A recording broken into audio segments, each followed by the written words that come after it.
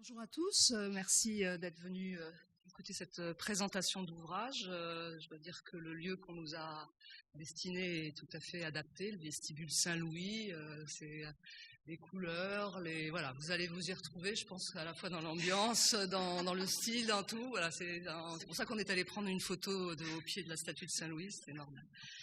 Donc, pour ce qui me concerne, je suis Judith Cagan, je suis conservateur général du patrimoine et je travaille à la sous-direction des monuments historiques et espaces protégés. Et je suis responsable du bureau de la conservation du patrimoine mobilier et instrumental. Voilà, c'est pour expliquer le lien qu'il peut y avoir entre ma fonction, je suis historienne d'art de formation, mais ma fonction et cet ouvrage que nous avons fait donc avec Marianne Cyr.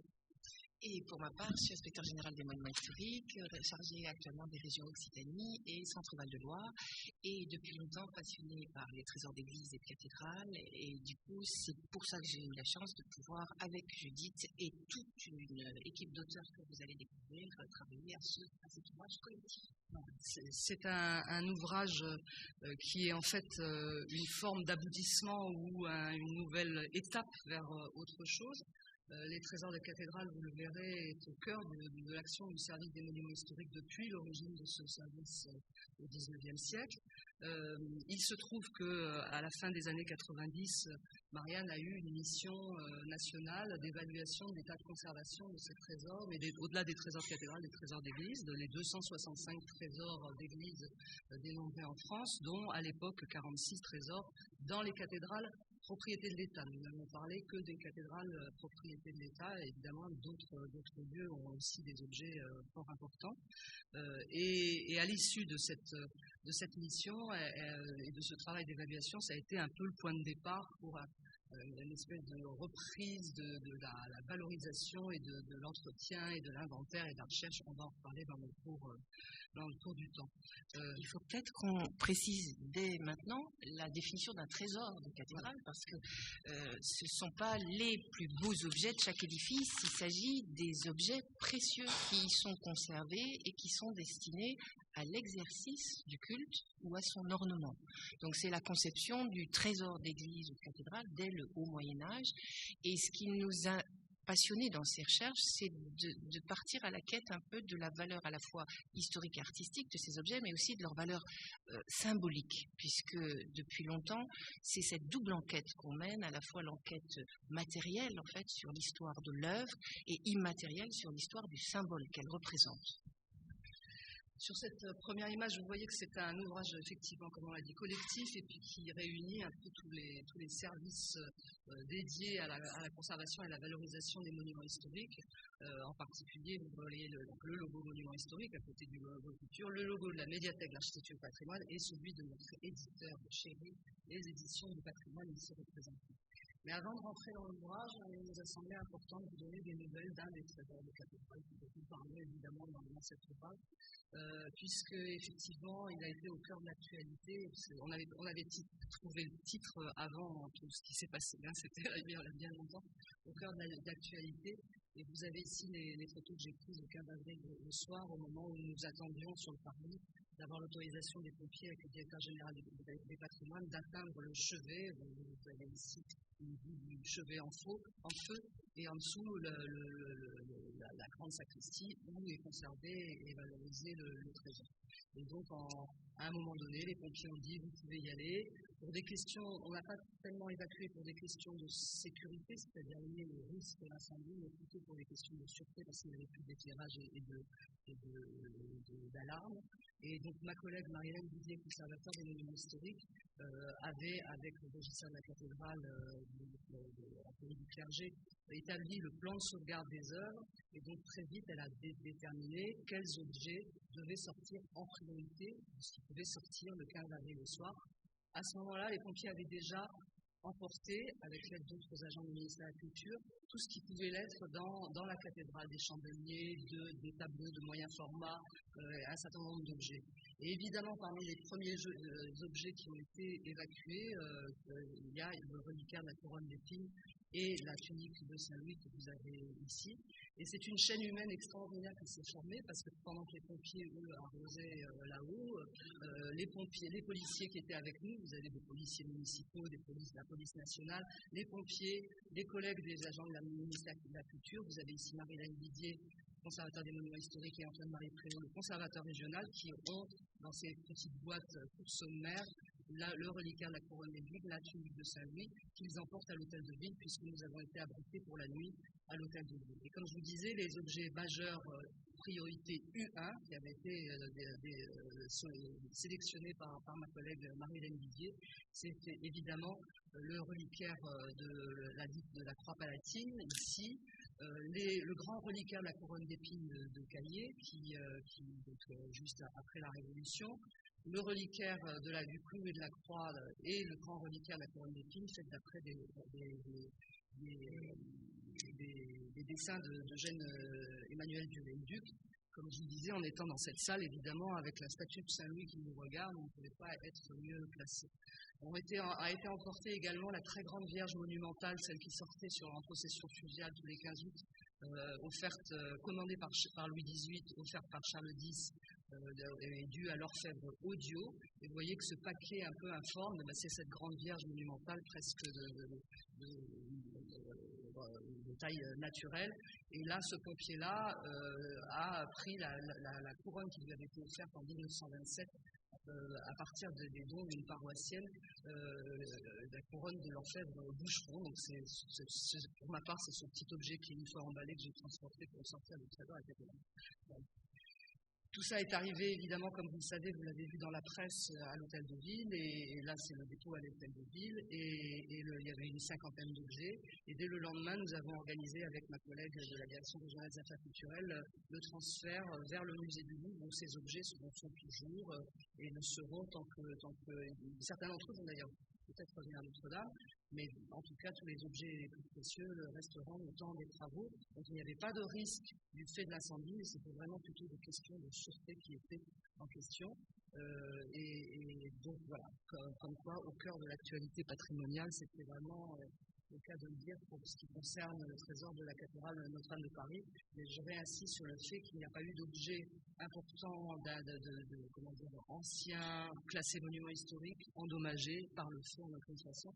Le 19 avril, nous avons sorti 15 grands tableaux de grand format, où là encore 80 personnes se sont mobilisées, 40 transporteurs, des conservateurs du Louvre, des responsables, des restaurateurs, des responsables du Centre de recherche et de restauration des musées de France, etc., autour de nos collègues de la direction régionale des affaires culturelles pour les mettre à l'abri. Ça a été un grand moment de mutualisation des services. Et ça nous a semblé étonnant dans cette nuit de voir combien ces objets, à un moment d'émotion collective très forte, se sont mis dans leur pérégrination à incarner à un moment le destin de la cathédrale. Parce qu'on a entendu, j'étais moi au chevet et j'entendais ce qui se disait, l'émotion qui se partageait indiquait aussi les objets sont partis, sont en refuge à l'hôtel de ville, comme si devant cette cathédrale en feu, ces objets à un moment donné organiquement liés à cette cathédrale, et c'est ce qu'on tente de démontrer dans cet ouvrage, transportaient quelque chose qui était là, la mémoire de l'édifice. Du coup, c'est à la lumière de cet exemple étonnant qui a parfois ému aussi les historiens, parce que j'en discutais avec Pierre Nora l'autre jour, qui me disait c'est là ça des objets de mémoire. C'est des objets d'histoire qui deviennent des objets de mémoire à un moment où le danger est là et où la mémoire se transporte. Du coup, c'est un exemple très intéressant dans ce qu'on a voulu mener comme enquête dans cet ouvrage, parce qu'on a voulu vraiment étudier ces trésors de cathédrale en étudiant l'ensemble que créaient entre eux ces objets précieux. Qu'est-ce que veut dire ce noyau qui a été constitué? Comment il a été constitué? Quels sont les enrichissements successifs? Quelles sont les disparitions parfois dans l'histoire? Et puis comment cet ensemble très cohérent est uni lui-même à l'édifice qui les abrite? Comment historiquement ce lien peut être étudié, examiné? Et là, dans cette nuit de Notre-Dame du 15 avril, d'un seul coup, cette enquête-là, effectivement, trouvait un écho très particulier. Vous avez, pour terminer sur l'épisode de Notre-Dame, une évolution de ce trésor dans un bâtiment construit à l'époque de la restauration de Viollet-le-Duc, où il a dessiné la moindre vitrine, le moindre objet. On vous a montré les plus célèbres. Et là, il y avait eu en 2012, en préparation du jubilé de la cathédrale, une remise aux normes et un très gros travail de sélection et de meilleure présentation et surtout une nouvelle médiation autour de ces objets, et j'espère que le plus vite possible on pourra les retrouver comme ça, voilà. Alors donc, cet ouvrage est donc un ouvrage collectif, vous l'avez compris, c'est le résultat d'une enquête sur l'ensemble du territoire, et puis ensuite d'une recherche collective avec 51 auteurs, puisque il se bâtit avec 3 parties, dont une en florilège présentant 30 trésors dans l'ensemble des régions françaises, 51 auteurs différents, dont vous voyez 42 pour les trésors du florilège, donc des trésors choisis, pour lesquels on a fait appel à tous les métiers associés au suivi des trésors, donc les conservateurs des monuments historiques, les conservateurs, les inspecteurs généraux bien sûr, les conservateurs des antiquités objets d'art qui sont venus en appui, en force aussi, chercheurs de l'inventaire, conservateurs du musée, et on se réjouit formidablement de cette collaboration étroite, dont 3 du musée du Louvre, un chargé de mission du Centre des monuments nationaux, un universitaire, une doctorante, une conservatrice honoraire et un chanoine. Ça devient un inventaire à la Prévert, mais c'est magnifique parce que ça vous montre qu'autour d'un trésor, il y a une réunion de chercheurs, une réunion de passionnés d'archives aussi, qui nous donnent la matière historique de ces trésors, qui est cruciale pour la bonne connaissance de ces collections. Et une équipe éditoriale de choc, elle aussi, bien entendu. Équipe éditoriale, donc en fait on est allé évidemment trouver, lorsque le projet a commencé à mûrir, en fait il a commencé à mûrir en 2014. Il se trouve que le 30 avril 2014, il y avait autour d'une exposition au musée du Louvre une journée d'études sur rendre visible l'invisible autour des trésors d'église en Europe, et Elisabeth Antoine et Jeannick Durand m'avaient demandé de faire une conférence sur l'actualité des trésors de cathédrale, et c'est en fait à l'issue de ce travail où j'avais glané toute notre actualité de l'époque que j'avais été trouver notre équipe éditoriale de choc, donc en l'occurrence le directeur des éditions du patrimoine de l'époque et Catherine Donzel, donc maintenant c'est Antoine Grune et Catherine Donzel, donc, qui aussitôt ont dit ah oui c'est intéressant, il faut qu'on arrive à le glisser dans la programmation. Et les choses sont arrivées, donc en 2017, quand ils sont venus nous dire il faut y aller maintenant, on adopte votre synopsis. Et on a eu la chance de travailler avec une équipe magnifique, Émilie Vialette, qui l'année d'avant avait fait un gros travail autour de patrimoine ferroviaire. Vous voyez comme quoi d'un ouvrage à l'autre, les choses changent. Et une iconographe, Maud Lomnitz, qui a fait aussi un très gros travail, guidé par nous, parce qu'on connaît évidemment bien les fonds, mais elle a été très imaginative et elle est allée au bout de la recherche dans toutes les photos disponibles dans toutes les sources utiles. Et puis on voudrait faire un mot spécial pour Anaïs Lancrenon. Je ne sais pas si certains d'entre vous ont déjà vu cet ouvrage. Il est là, mais il est voilà. Du coup, la graphiste l'a imaginé produit matière, quelque chose que nous on n'imaginait même pas, et qui donne la préciosité du sujet, voilà. Comme la préciosité de l'ouvrage. Et en particulier avec une très grande recherche, et si vous prenez le temps de l'ouvrir et de le regarder si vous l'avez déjà fait, autour alors elle nous avait montré dans les recherches qu'elle avait fait, elle partait de représentations des cathédrales, de représentations des manuscrits, et finalement la manière dont la maquette est faite, vous en verrez quelques exemples, c'est un peu comme ces manuscrits avec des très grandes marges blanches. Le caractère qu'elle a choisi aussi est tout à fait spécifique, elle l'a beaucoup travaillé, en particulier à partir des inscriptions qu'il y a sur le palais de Chaillot, donc à la fois comme un mélange de l'oncial et du caractère des années 30, enfin vraiment un vrai travail de maquette, tout à fait de conception graphique absolument fabuleuse. Donc voilà, on voulait aussi rendre hommage à cette équipe éditoriale de choc qui ensuite a été suivie par Claire Morizet ici présent pour l'équipe commerciale de choc pour toute la partie promotion de cet ouvrage. Alors pour la mémoire iconographique, bien sûr, des fonds anciens repérés, des fonds anciens découverts, parfois à l'occasion de cet ouvrage, parce que c'est venu de toutes les régions, justement, de tous nos amis conservateurs qui parfois ont trouvé aussi des images inédites, et des reportages dédiés, ajoutés, du Centre des Monuments Nationaux, qui a bien voulu lancer de nouveaux reportages photographiques sur de grandes cathédrales, et du coup renouveler complètement la documentation que nous avions sur ces objets précieux, souvent célèbres, mais parfois encore mal documentés. C'est une des surprises qu'on avait eues quand on avait fait cette enquête nationale. On s'était dit on est devant des objets célébrissimes, mais pour lesquels parfois les dossiers photographiques sont très, très légers parce que ce sont des classements anciens quelquefois et qu'au moment du classement, la photo était prise avec les techniques d'alors et que ça n'avait pas été renouvelé. Donc très intéressant comme renouvellement. Je reviens un temps sur cette genèse de l'ouvrage. Donc, j'ai parlé tout à l'heure de la mission qu'avait eue Marianne. À l'issue de cette mission, pour le coup, là, j'étais arrivée dans mes fonctions, la production à partir de son travail d'un guide d'aménagement des trésors de cathédrales et d'églises que vous trouvez en ligne, sur Internet, sur notre site. La mise en place d'un plan d'action, une politique nationale d'informatisation des inventaires sans lesquels on ne peut pas aller vers la conservation et justement vers l'élaboration des plans de sauvegarde et la sauvegarde par exemple en cas de vol, ça arrive malheureusement, pas trop dans les cathédrales mais quand même c'est arrivé. Une politique de recherche approfondie que Marianne avait initiée, qui a donné lieu à beaucoup de mémoires de l'école du Louvre, et puis à un moment donné, tous nos collègues futurs conservateurs des monuments historiques, quand ils passaient à l'Institut national du patrimoine, avaient à faire un travail sur un trésor de cathédrale. Tout cela étant dans une politique de conservation préventive, de mise en sûreté, et puis surtout une politique d'ouverture à la visite. Oui, politique d'ouverture à la visite, parce qu'en plus, ça reprend totalement le thème du festival cette année. On parle de public, c'est vrai, on parle de public partout. Et j'avais constaté lors de la mission que l'un des gros problèmes de trésors de cathédrale, c'est qu'ils étaient parfois totalement exceptionnels dans les objets présentés, mais sur les 46 qu'on avait énumérés, on n'en avait plus d'un tiers fermé à la visite. Et ça, pourquoi ?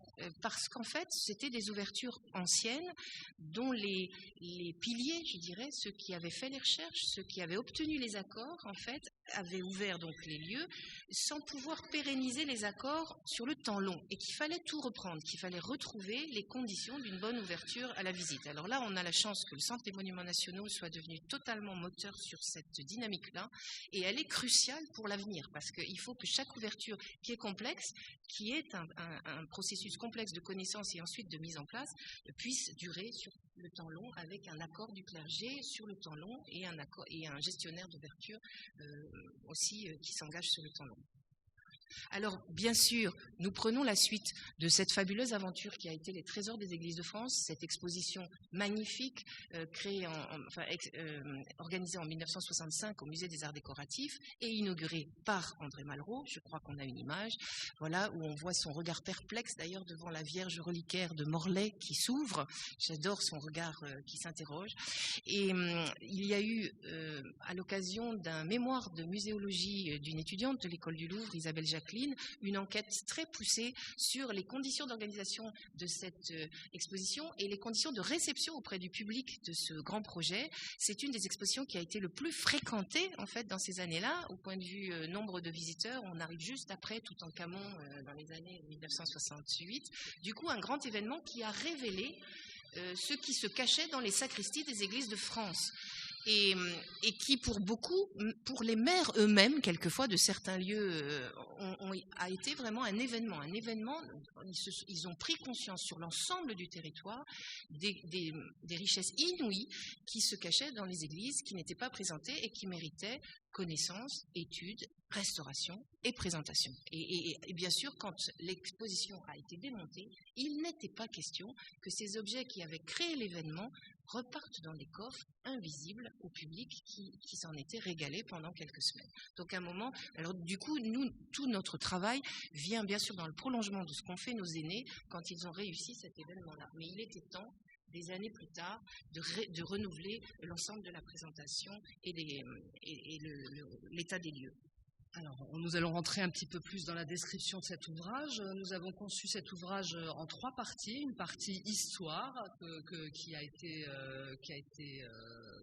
nous avons prise en main, Marianne et moi, une partie matière, donc quelque chose de chronologique dans un premier temps, une approche par les matériaux avec les deux principaux domaines, le matériau très important dans le trésor, l'orfèvrerie et le textile, puis ensuite les 30 trésors sélectionnés du florilège, le terme vient de Catherine Nourdel, qui l'avait trouvé. Nous avons sélectionné des trésors ouverts au public, très anciennement, des trésors très récemment réaménagés, ou qui vont l'être prochainement, ou des trésors en projet. Donc tous les trésors de cathédrales propriété de l'État ne sont pas présents dans l'ouvrage. Et on a quelques regrets, comme celui par exemple de Rouen, qui est avec des objets majeurs et qui est évoqué à certains moments.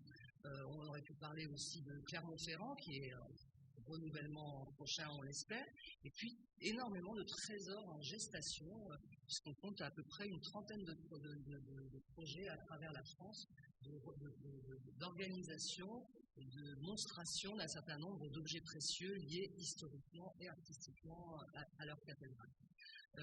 Vous le voyez dans la première partie historique, on a 4 chapitres chronologiques assez classiques. La partie de l'Ancien Régime assurée par Marianne, la partie après la Révolution et la patrimonialisation que j'ai assurée, et ensuite la question de l'ouverture au public assurée à nouveau par Marianne. Et ces parties-là sont illustrées au fur et à mesure, on pourrait montrer d'ailleurs, par des encarts qui vont être un focus particulier, comme par exemple Reliques et reliquaires, où Jannick Durand a fait une synthèse magistrale de la notion de reliquaire, ou la notion de trésor dans les musées, par exemple, assurée par Florian Meunier.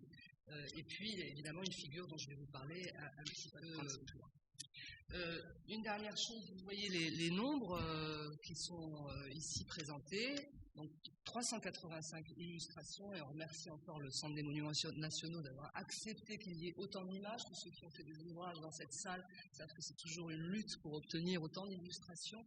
96 pour la partie historique, 31 pour les textes sur les matériaux, et plus de 252 pour nos 30 trésors.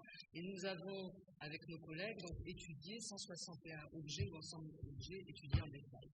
Comme un ouvrage qui est à la fois un ouvrage de vulgarisation, mais d'un certain niveau scientifique, une bibliographie très complète, qui est en fait une bibliographie issue du travail de Marianne en 1999, que nous avions déjà mise à jour en 2013, qu'on s'est empressé de mettre à jour, et qui, on espère, sera quelque chose d'intéressant qu'on a souhaité présenter par thématique, ce qui n'est pas toujours le cas dans les ouvrages.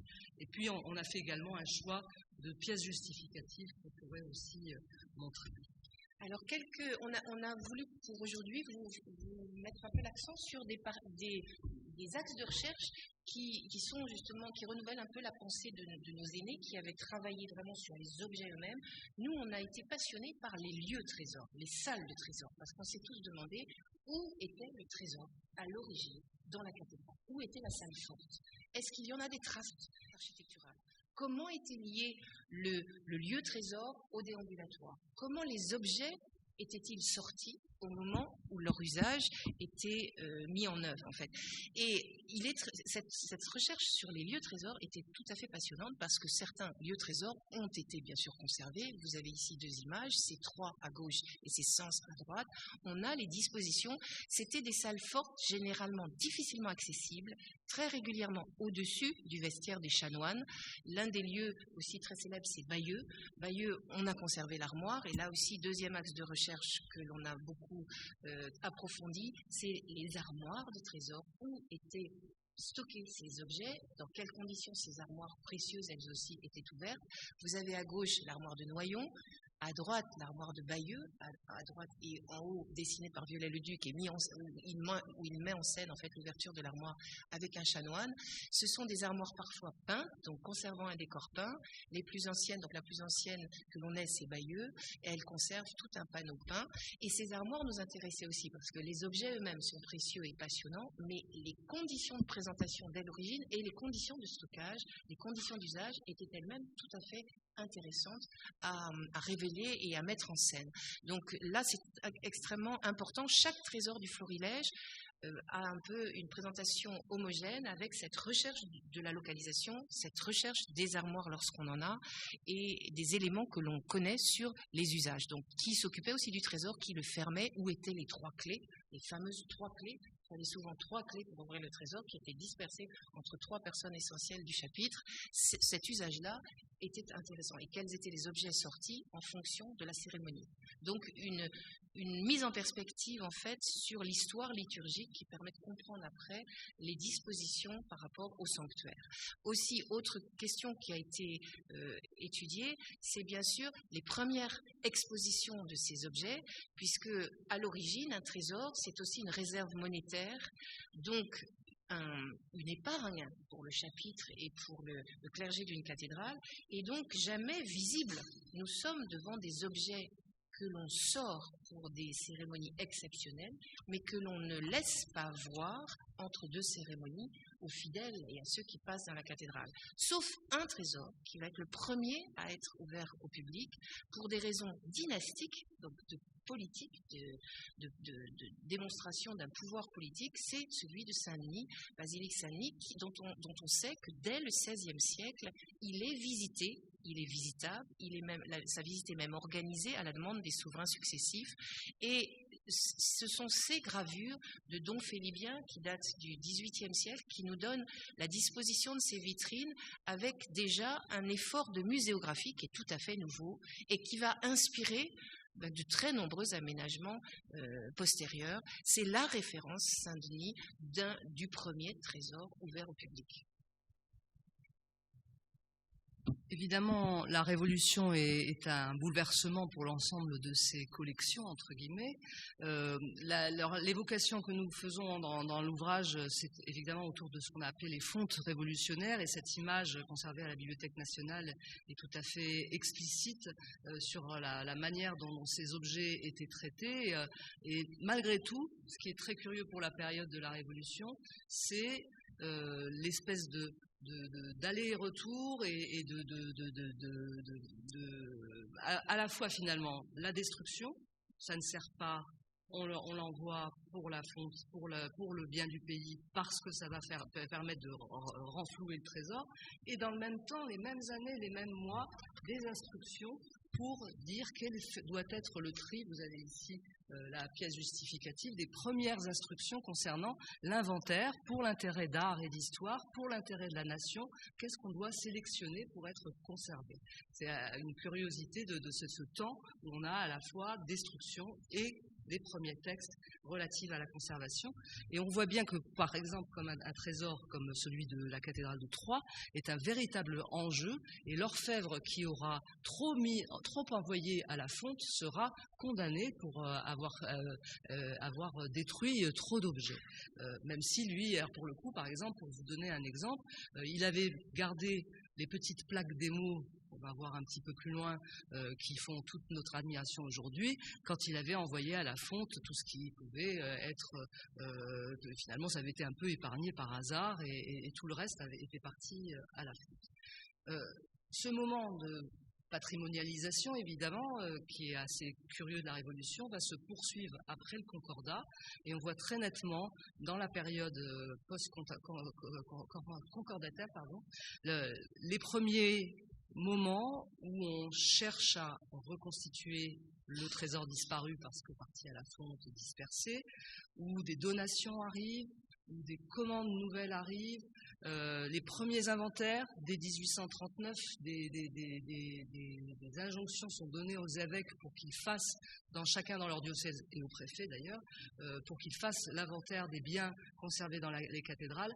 Et cette photo conservée à la médiathèque de l'Architecture et du Patrimoine est tout à fait étonnante parce qu'elle est issue du fonds de Viollet-le-Duc, une photo de Charles Marville, et c'est une des premières photos avec les objets de la cathédrale de Reims qui sont ici présentés, que l'on a de nos trésors de cathédrale. Donc on passe dans cette époque de patrimonialisation.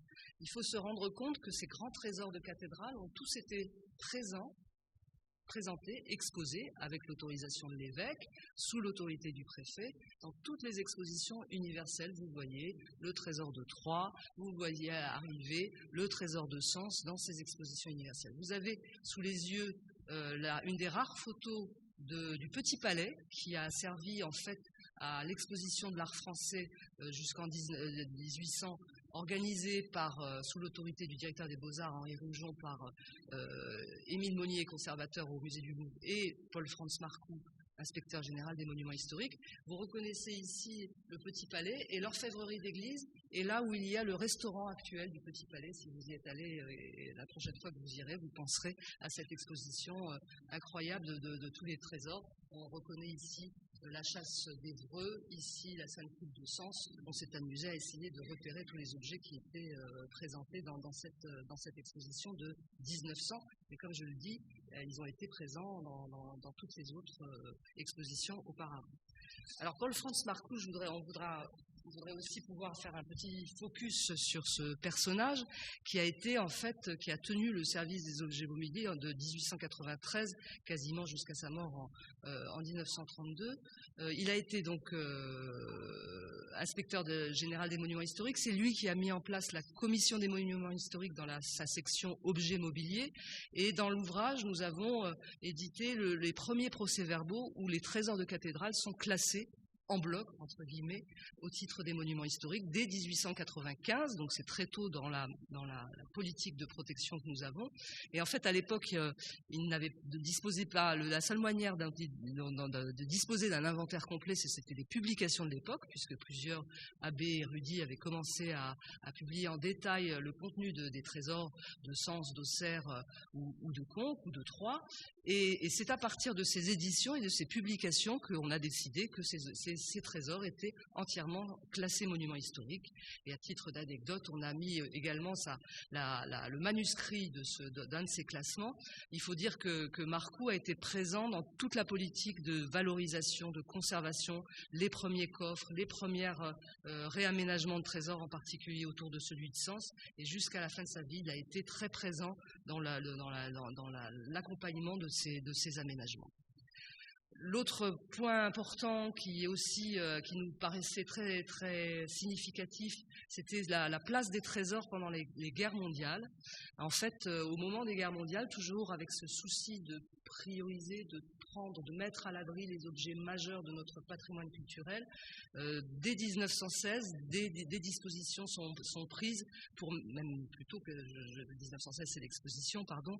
À la fin de 1914, des dispositions sont prises pour mettre à l'abri les trésors des cathédrales de Reims, Nancy, Soissons, Troyes étaient un peu à l'abri. Et vous avez ici une exposition incroyable qui a eu lieu, là encore au Petit Palais, sur les œuvres d'art mutilées par l'ennemi, organisée par Paul Ginisti et l'équipe de conservation du Petit Palais. Et ce sont les objets de Nancy, qui sont ici présentés. Vous voyez ici derrière un grand canon.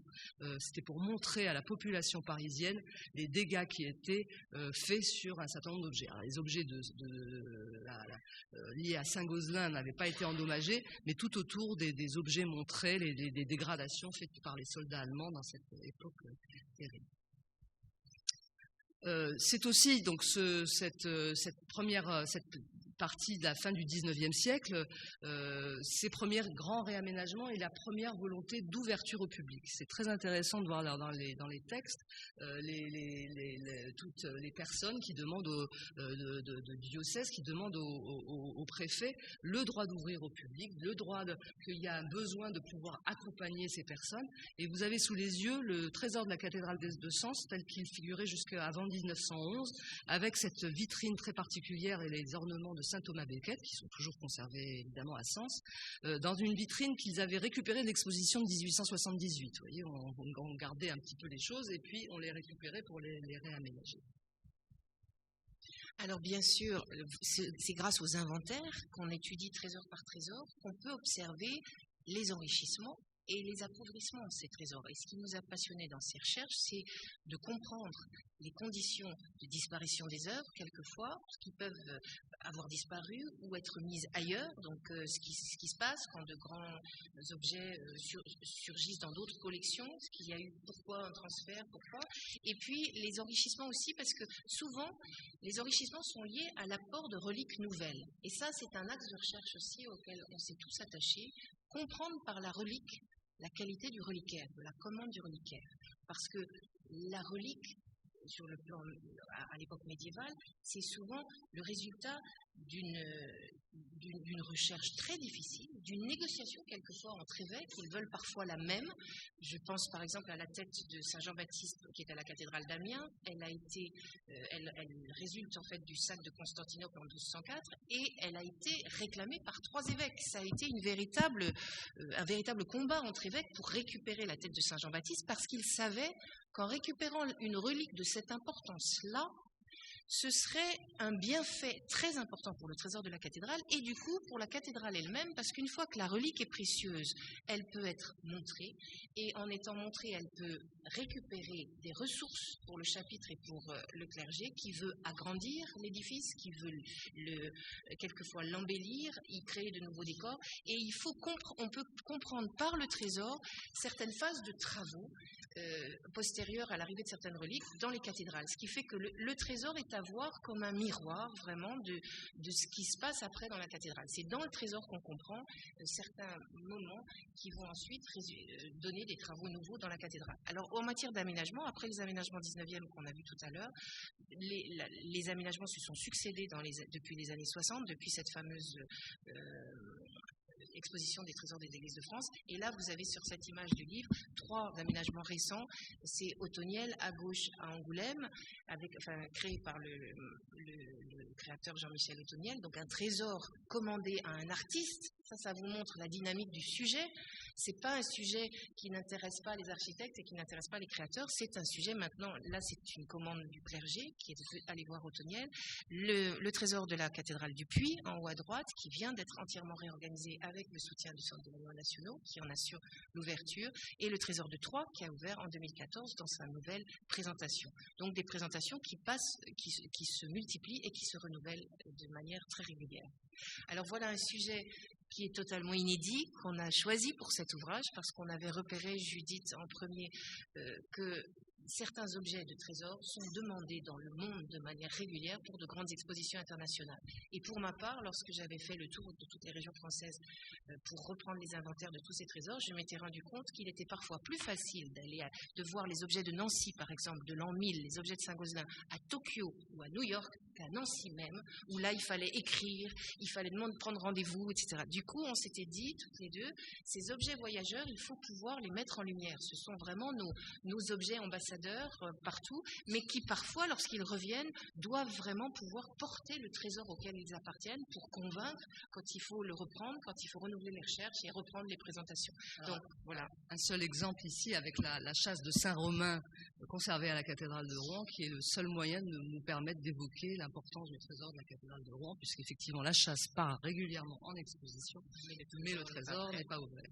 Un autre point aussi qu'on a voulu montrer, donc on a parlé des inventaires, l'informatisation des inventaires, la mise à disposition dans les bases de données, les recherches, etc., c'est que les trésors s'enrichissent et très régulièrement nos collègues des directions régionales des affaires culturelles proposent des acquisitions. Mende, c'est voilà 2 cas où ça sera des futurs trésors, on espère dans la prochaine décennie que ces 2 trésors ouvriront prochainement. En tout cas, les projets scientifiques sont prêts et des acquisitions récentes qui ont été menées, comme par exemple pour Chartres, où il se trouve ici que vous avez le tabernacle de Saint-Aignan, que ceux qui ont connu le trésor de Chartres ou qui connaissent la littérature connaissent bien cet objet. Et il se trouve que les plaques d'origine des mots de ce tabernacle qui a été très restauré à la fin du XVIIIe et au début du XIXe siècle ont pu être acquis tout récemment. Alors nous sommes allés vers nos collègues aussi pour parler des objets par le biais des matériaux. On l'a dit tout à l'heure, c'est la deuxième partie du livre. C'est Michel Bimbenet-Privat, qui est conservateur au musée du Louvre, et Francis Muel, conservateur de l'inventaire, qui sont venus en appui pour parler de manière magistrale de l'orfèvrerie. L'orfèvrerie qui est, vous l'avez bien vu, au cœur de ces trésors. Vous avez des objets d'orfèvrerie qui sont parmi les plus célèbres que l'on ait en France. La nef de Sainte-Ursule à Reims, vous avez à droite. L'ensemble aussi alors, ils ont voulu étudier les formes de calices, y compris dans la période contemporaine. Donc, cet apport de l'orfèvrerie est vu sur le plan chronologique des premiers éléments jusqu'aux éléments les plus récents commandés à Gucci, notamment l'orfèvre Gucci qui reçoit encore des commandes régulières du clergé. Autre sujet par les matériaux, c'est bien sûr le sujet textile qui a été traité par Philippe Bardelot, Ariane Dor et Irène Jourdeuil. Ils ont voulu mettre en lumière la richesse du textile, alors à la fois les grands ensembles de tapisserie, mais aussi les ornements liturgiques et les aumônières, les éléments médiévaux conservés dans ces trésors. C'est parfois d'ailleurs une des parties les plus fragiles de nos collections trésors. Une partie aussi qui, au point de vue présentation, exige des rotations à cause de la lumière, ce qui fait que c'est parfois l'une des parties trésors les plus compliquées à maintenir dans une ouverture pérenne constante.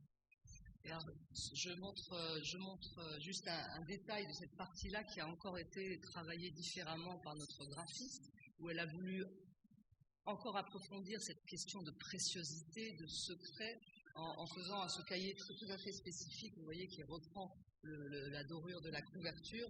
Quand on disait que c'était un objet trésor, c'est vraiment tout cela.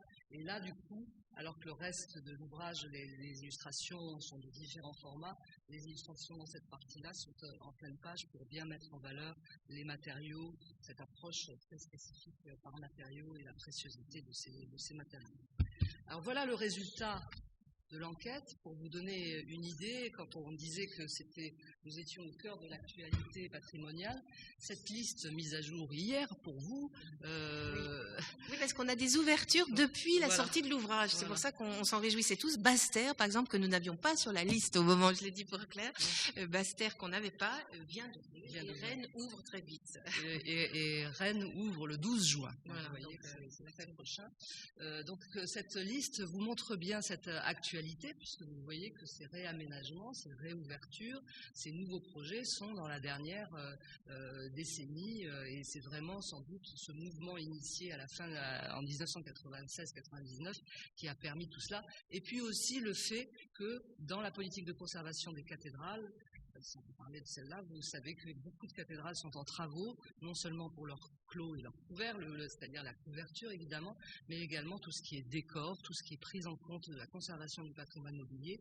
Et évidemment, quand on se met, on ne va pas restaurer des objets si l'environnement dans lequel ils sont n'est pas sûr, d'où un travail global qui est mené sur l'ensemble de ces édifices. Et au-delà de ces édifices, donc il y en a d'autres lieux sont aussi en projet. On pourrait parler de Tarbes, on pourrait parler de Cahors, on pourrait parler de Clermont-Ferrand un jour, j'espère.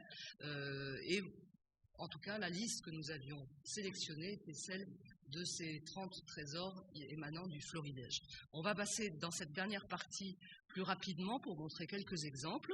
Alors, quelques présentations qui ont bouleversé la muséographie des trésors, parce que pendant longtemps, la muséographie des trésors, c'était cadré donc sur le modèle de Saint-Denis, avec des vitrines sur fond de velours, bleu pour l'argent. Voilà, vous avez un exemple en bas à gauche, on disait toujours fond de velours rouge pour l'or, fond de velours bleu pour l'argent. C'est un peu ce qu'on entendait il y a quelques années. Maintenant, tout a changé parce qu'on a eu la chance que le sujet intéresse les architectes en chef des monuments historiques qui ont bouleversé pour certains les muséographies. Ici, c'est Pierre Prunet à la cathédrale de Nantes qui invente cette nouvelle vitrine annulaire et ici, c'est Patrice Calvel à la cathédrale d'Albi qui retrouve, vous avez la première salle à gauche, il retrouve en choisissant une position haute, alors ça c'était tout à fait intéressant, il choisit une position haute en ne sachant pas au début qu'il est sur le trésor d'origine, et c'est au moment où il dégage les enduits qu'il retrouve pour les 7 armoires les gonds d'origine des armoires fortes, ce qui fait que le projet, sans qu'on en ait la preuve au début, tombe sur le lieu d'origine du trésor. C'est l'un des seuls qui soit aménagé dans sa salle d'origine, avec la nouvelle salle ouverte il y a quelques années, donc il y a 10 ans, et ouverte. Pour Amiens, des objets majeurs arrivés par donation au cours du 19e siècle, puisque le trésor avait été entièrement détruit à l'exception du chef reliquaire de Saint-Jean-Baptiste dont parlait Marianne tout à l'heure. Et vous voyez l'aménagement, le velours des années 70 qui a fait place à une remise en lumière plus concentrant la vision du public sur les objets majeurs de ce trésor, et en particulier les objets issus du Paraclet donnés par les descendantes de la famille. On parlait tout à l'heure de Notre-Dame-du-Puy, un trésor réouvert en 2012, qui a en fait bénéficié d'un enrichissement majeur par l'arrivée de la donation-acquisition par la voie du mécénat de la collection de Monsieur et Madame Fruman, plus de 260 broderies religieuses qui sont arrivées ainsi en bloc et qui ont permis de lancer le réaménagement de ce trésor, la mise en place de nouveaux outils de médiation avec la question de la rotation, puisque la présentation, ça c'était la présentation en 2011, l'actuelle présentation a déjà changé pour des raisons de conservation. Ici 3, donc une ouverture toute récente, 2014. Vous avez les anciennes présentations en bas à gauche pour vous montrer le changement dans la présentation. 3, là aussi dans un lieu trésor mis en valeur, totalement accessible là, et dans une muséographie contemporaine avec une vitrine qui est tout à fait passionnante, d'historiographie en fait, où les conservateurs ont voulu montrer dans l'histoire le souhait parfois de restituer des reliquaires au 19e sur le modèle de reliquaires médiévaux que l'on avait aussi, enfin toute une mise en perspective historique du sujet trésor au fil des siècles à 3. Alors, les fameux émaux que l'orfèvre de la Révolution avait tenus pour rien et qu'il n'avait pas voulu éliminer, qui s'étaient retrouvés au rebut, alors que ce sont maintenant les objets majeurs du trésor de la cathédrale de Troyes. Celui de Bordeaux, alors c'est la première fois qu'un livre présente le trésor de la cathédrale de Bordeaux, ouvert en 2014, attendu depuis 30 ans à peu près, autour d'une collection de chanoines, le chanoine Marcadet, qui était chanoine de Notre-Dame de Paris, mais formé au diocèse de Bordeaux, et qui a voulu, à la fin de sa vie, donner à la cathédrale de Bordeaux l'ensemble de sa collection. Alors vous voyez, il était passionné de primitifs italiens, donc vous voyez en bas à gauche le Doderisio, le petit panneau représentant la présentation au temple de Doderisio, et le coffre reliquaire du XVe siècle, restauré bien sûr à cette occasion-là, l'ensemble étant présenté dans la chapelle Marcadet, qui jusque-là servait de réserve et qui a pu être restaurée par Michel Goutal, architecte en chef des monuments historiques. Le fameux trésor de la cathédrale d'Angoulême, donc la demande est partie effectivement de l'évêque d'Angoulême qui souhaitait quelque chose d'autre. Il se trouve que là c'est un trésor sans vraiment de collections historiques, c'est-à-dire qu'il y avait des collections associatives, des collections d'associations diocésaines, de la Société d'Histoire, mais pas d'objets majeurs, et c'est en fait le lieu même qui est le trésor, en fait. Ce sont ces vitrines, ce sont la commande spécifique d'une chasse qui a été voulue par l'évêque, et vous avez ici la maquette d'origine, le premier dessin et sa réalisation. Malheureusement, on a eu un souci de sûreté, puisque vous savez que le trésor a été pillé, un gang qui volaient les couronnes, qui ont volé celles de Fourvière et on pense que c'est sans doute les mêmes qui ont réussi à pénétrer dans ce trésor. C'est aussi malheureusement la vie difficile de ces lieux. Alors le trésor de Chartres qui est en cours de projet actuellement, qui va ouvrir l'année prochaine et dans lequel pour lequel vous retrouvez la présentation ancienne du agent Ferret dans les années 1970. C'est un trésor qui se déploie aujourd'hui sur 2 niveaux. Il y aura les parties textiles et orfèvrerie en partie haute de la chapelle Saint-Pierre à Chartres. On passera par un escalier qui est en cours de réalisation au niveau bas pour avoir là toutes les collections lapidaires et notamment les éléments du jubé. Et parmi les objets qu'on a présentés, là vous voyez la nef de Saint-Hélier qui est vraiment demandée aussi dans les expositions quasiment 5 fois par an. Et les ceintures des Abénaquis. Alors ça c'est très intéressant, c'est des ceintures offertes par les Abénaquis au XVIIe siècle au pèlerinage de Chartres, en échange en fait aussi de petites chemises qu'on trouve au trésor du Québec, en fait de la ville de Québec. Ce sont des objets là d'ethnologie vraiment qui passionnent les historiens des échanges avec le Nouveau Monde au XVIIe siècle. Donc c'est pour vous montrer qu'un trésor sont des objets liés au culte, mais aussi des objets qui manifestent des échanges très tôt entre nos 2 continents. Donc là, il y a une part de recherche tout à fait inédite sur certains objets qu'on découvre aujourd'hui. Voilà. Ce sont des perles, hein, oui, qui sont des perles, bien sûr, et du poil de hérisson. J'y tiens. Et on finit pour vous montrer que nous sommes effectivement au cœur de cette actualité par l'invitation à aller découvrir le trésor de la cathédrale de Rennes, donc un nouveau trésor, une église reconstruite en grande partie au XIXe siècle. Et nos collègues ont composé autour d'un grand rétable anversois qu'il s'agissait de mieux mettre en valeur et de bien préserver, un ensemble de vitrines pour présenter les objets majeurs de conserver pour le XIXe siècle dans cette cathédrale. Et donc, vous voyez que nous avons reçu cette semaine l'invitation à aller découvrir ce nouveau trésor, et c'est ce que nous vous proposons aussi, ainsi que découvrir notre ouvrage, et nous sommes prêts à répondre à toutes vos questions. Merci.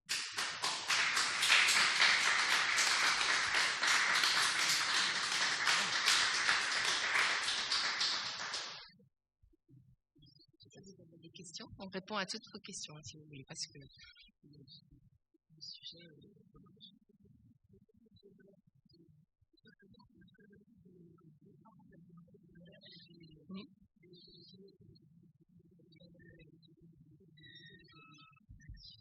Alors, en général, ce qui s'est passé, c'est que au moment de la Révolution, au même moment qu'on inventoriait, n'est-ce pas, l'orfèvrerie, on inventoriait aussi les bibliothèques, et très vite, il y a eu une répartition très logique où les fonds de bibliothèques ont rejoint les bibliothèques municipales, ce qu'on appelle bibliothèques municipales cassées.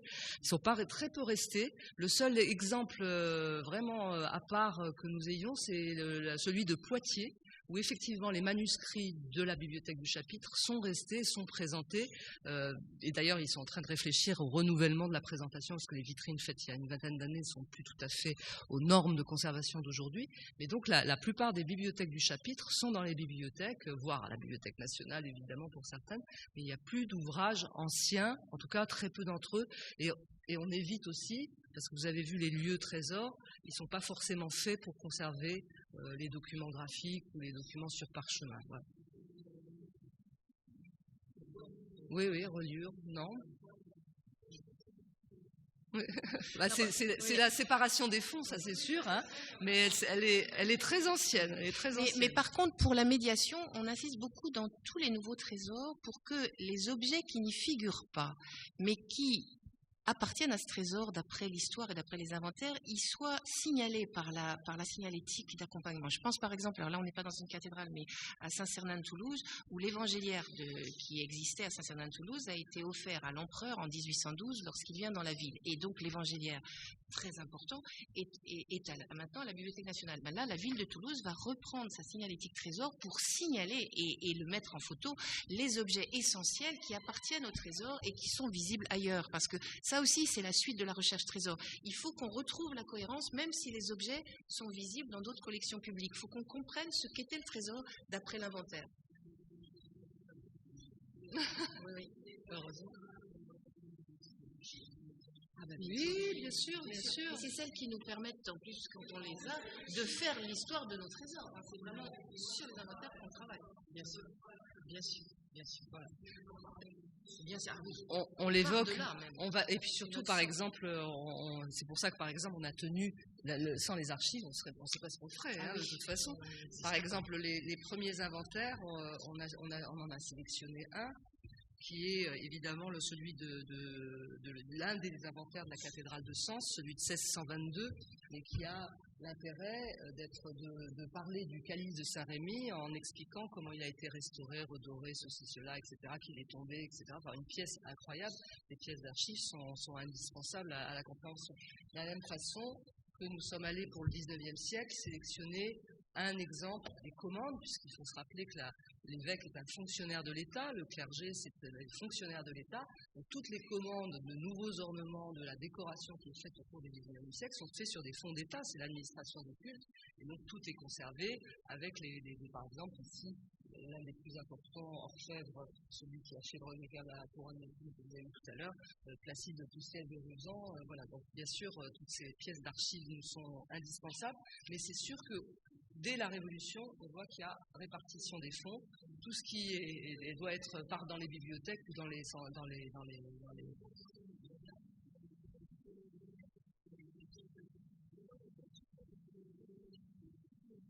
Alors non, ça c'est les. Non, oui, c'est Gilles. Je pense que là c'est hors micro. C'est terminé l'enregistrement, peut-être, vous pouvez. Non, simplement, c'était le fonds de la Société des Amis de Notre-Dame. D'accord, voilà. Donc voilà. Et en fait, il se trouve que ce fonds, il y avait l'ancien musée des Amis de Notre-Dame qui était rue du Cloître, qui a été fermé il y a plusieurs années. Nous avons récupéré la console de clavier agricole que vous pouvez voir dans la salle des organismes. Et ce fonds-là avait été conservé pendant un temps au musée Carnavalet où ils espéraient qu'il aurait pu y avoir une présentation. Ça n'a pas pu se faire et du fait du chantier à Carnavalet, il y a eu un transport temporaire un mois avant le 15 avril dans les tribunes de la cathédrale. Et donc, quand j'ai su ça, j'ai demandé à notre responsable de la médiathèque, l'architecture du patrimoine, qui est en plus membre, tous les conservateurs et membres de la Société des Amis présidée par Jean-Michel Legnaud. Et le déménagement s'est fait hier ou avant-hier. Et pour l'instant, donc conservé à la médiathèque de l'architecture du patrimoine. C'est celle-là, voilà. Mais rien n'a été endommagé. Un peu empoussiéré, mais rien n'est endommagé. Voilà. Oui, il y a une autre pièce. On va parler dehors et voilà. Voilà. Bien sûr. Voilà, oui, on vous invite. Oui, on vous invite si vous voulez, si vous voulez nous retrouver, on se retrouve à la librairie là-bas avec les livres. Merci beaucoup.